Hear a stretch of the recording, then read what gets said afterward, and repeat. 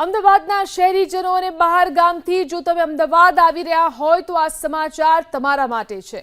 અમદાવાદમાં SG highway ઉપર પસાર થતા વાહન ચાલકો અને રાહદારીઓને ધ્યાન રાખવાની જરૂર છે।